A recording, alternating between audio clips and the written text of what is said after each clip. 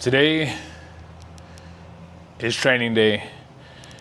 Each month, all of the battalion commanders are supposed to meet up with all of their whole battalion and put on a regional training drill where we bring them all down and we just go over some training that's led by the BC. So today I came over here to the training academy and we're gonna do a mock fire drill, or not fire drill, like a mock structure fire. So we're gonna work on blue card, their incident command. The firefighter is gonna work on communication inside, how to get a victim out. So the setup is gonna be a 2-story residential structure with a working fire, and then we're also gonna have 1 victim inside. So let's see how it goes. What's up? What's up? Now everybody knows you procrastinate. All right, crews are up, ready to go. So first drill of the day, have all 5 stations coming down. They're all gonna go through the exact same drill. And then we're gonna just talk about it, lessons learned, how they could improve communications within their team, how they can make some adjustments so that if we do get a structure fire, they understand how to work with their team, the strengths, the weaknesses, and how to improve on that in the future. So this is drill number 1. See how it goes. This is where we kind of knock the dust off, if you will. This is a drill, this is a drill. Truck 3-8, rescue 3-8.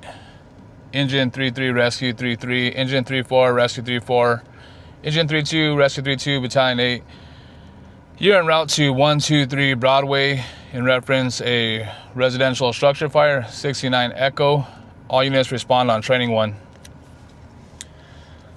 So that was me pretending to be dispatch, and then I'm sending them some ghost units because they only have the 2 that are going to be doing this. So the setup is they're going to a structure fire that's really close to their house.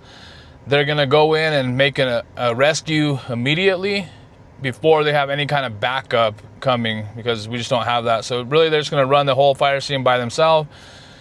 Again, it's more for communication and working with each other. So it gives the officer an opportunity to know the crew, and then the crews could learn their limitations. There are 2 victims inside there with those big dummies. One of them just going to be at the beginning, the door. Before they go down the stairs into the basement, they're going to encounter 1 victim. They'll pull them out to the floor here. And then I put 1 in the basement, which is going to be hard because it's like a window, like a lookout basement. So there's no doors to go out.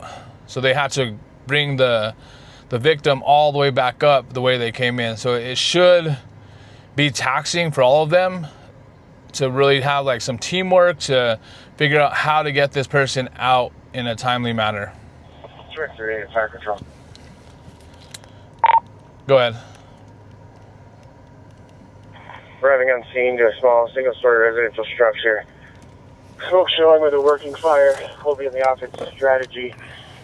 Stretching the line to the Alpha for primary search and fire control. Truck 3-8 will have Broadway command. Stand by for a 360 follow-up. Fire Control Direct, you're on scene of a small single-story residential structure with the working fire in the basement. Stretching attack line to the Alpha side for primary search fire control. You're going to be in the offensive strategy. Continue your alarm. You have command. And fire control with a follow-up. Go ahead with your follow-up. 360 is complete. 1 story from the Charlie side. I do have a basement, window well. Utilities are secured. We'll be remaining in the offensive strategy. Continue my alarm, code 3. Fire Control Direct. 360 is complete. Utilities are secure. You have 1 story from the Charlie side. You do have a window well basement. No change to IEP. Truck 3 has accountability on the Alpha side. Remaining in the offensive strategy. Continuing your resources. Command Fire Control. Rescue 3 will be tied in with Truck 3. Copy that. Rescue 3-8 tied in with Truck 3-8.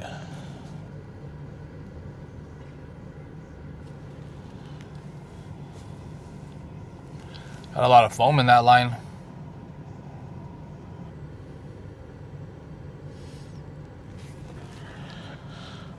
So right here, we don't really have like a basement, so we had to use our imagination, and that floor, which is really the 2nd Division, we're calling that the Division 1, and then the bottom one is actually the basement.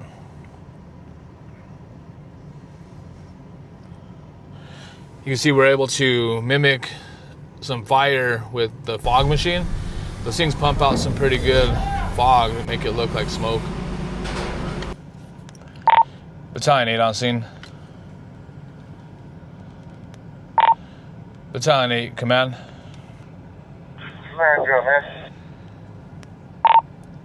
Yeah, I understand you have yourself and Rescue 3-8 making entry on the Alpha side. Primary search fire control. If that's correct, give me a can.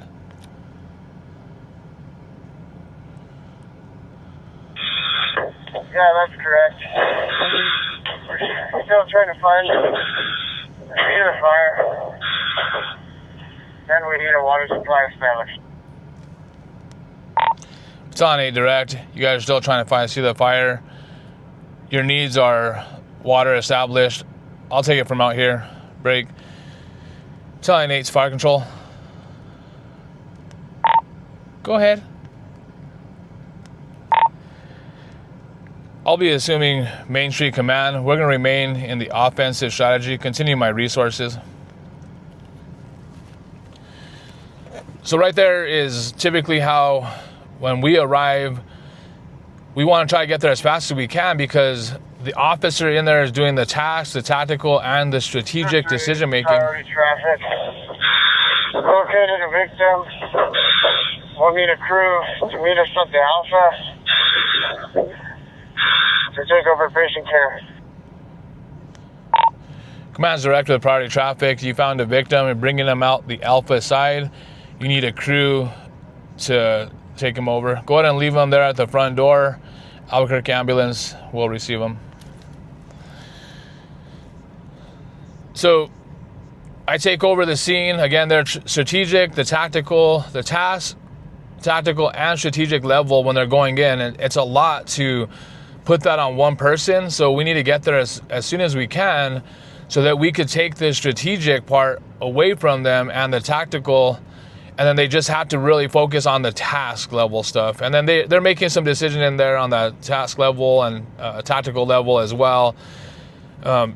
They set the intention of what they want, how they're gonna move forward, and then I take all that information, I package it, and then I get what I can see from here, like reading the smoke, reading the radio traffic based on the IEP, the incident action plan that they initially set. And then I keep assessing the situation to see what we need, how we're going to proceed to make this rescue. So right now they found a victim. I know that they have a victim coming out the front door. And then some stuff that I'm thinking about is we have an unchecked fire, meaning like they haven't reported that they have water on the fire or that it's under control. So I gotta just read the smoke. If I see that the smoke is like dissipating or changing color, converting to steam, then I know that they have water on the fire. And then as soon as they have it under control, they'll report that back to me. So I'm constantly reading the building, reading the smoke, reading the traffic, and putting it all together to build it, since I can't be in there and I can't see it. So that's a disadvantage of being out here, where that could be an advantage for the incident commander being on the inside. It's just they have a lot to do while they're inside there. So now they just removed the first victim.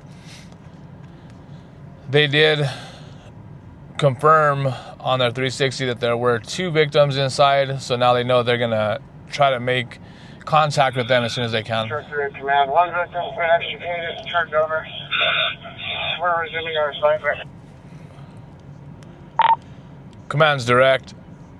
We found 1 victim, brought him out the Alpha side, turned him over to Albuquerque ambulance. You're resuming your position. Yeah, so now I'm just waiting here. From my understanding, based off the time that they've been in there, I got to start thinking about other stuff to include like the bottle, their SCBA. So they have a limited amount of air on their pack.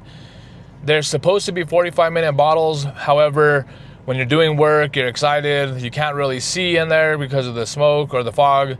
It could be hot. You just pulled a victim outside and put them out. So all that's taking a lot of work. So they're increasing their respiratory rate, which means that they're going to burn through that bottle. So in one of the TGRs, we did an air consumption drill so that we could understand. We're going to need a crew to meet us on house. Command's direct. You found a second victim in the basement. You're bringing them up and out the alpha side. You need a crew to meet you on the alpha side to take the patient. So they have limited amount of air on their packs.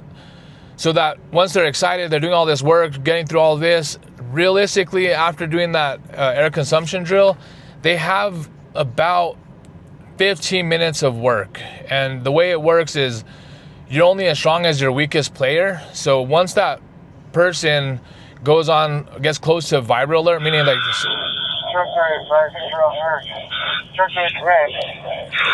We're working our way out of the basement with the victim. We have fire under control. And no need. Command's direct with the traffic. You guys have a victim, bringing them out through the alpha side. Fire's under control. You have no needs. They have about 15 minutes. So once that first person gets low, you have to start moving your players around inside to make sure that they don't run out of air, because once they run out of air or they start going on the vibro alert, meaning like you're getting close, then we have to call in priority traffic. So I know that they're coming out with potential low air. And the problem with that is if they get lost in there or a collapse, their air is really low. So it's not giving them the best chance of survivability. So we want to make sure that the crews come out before their vibro alert goes off, so that that vibro alert just gives them enough time to make it out the door. So once that happens, then we want to make sure that we're being safe and we're playing it the right way. So we have like policies in place, standard SOPs, SOGs to make sure that happens. You can see Second victim's been extricated. We need to recycle and need a crew to replace. Sorry, command direct. You found the victim out. You guys need to recycle. You're requesting a crew to come in and replace you. All units, drill is over, drill is over. So that drill is over now. It went pretty good. I would like them to go back in and check to see that everything was out. They would have to do their like secondary, clear the smoke, things like that. It looks like the crews got pretty exhausted on that little run. So now I'm gonna go in there or go meet up with the officer and the crews. We'll turn off the smoke, get everything reset, and then we're gonna have a discussion of like some lessons learned, what they saw, what they could improve on, what went really well. And then the officer now has a good finger on the pulse of his crew, of what their capabilities are, what their strengths, what their weaknesses are. And then now for the next month, he gets to work with his crew to improve that. So when we come back next month and we do a regional drill, then the intention or the idea is that they're gonna be better or they're gonna improve on some of that stuff that they found. And that just encourages the crews to train during the month. All right, appreciate you hanging out. That was kind of the incident command, how that runs.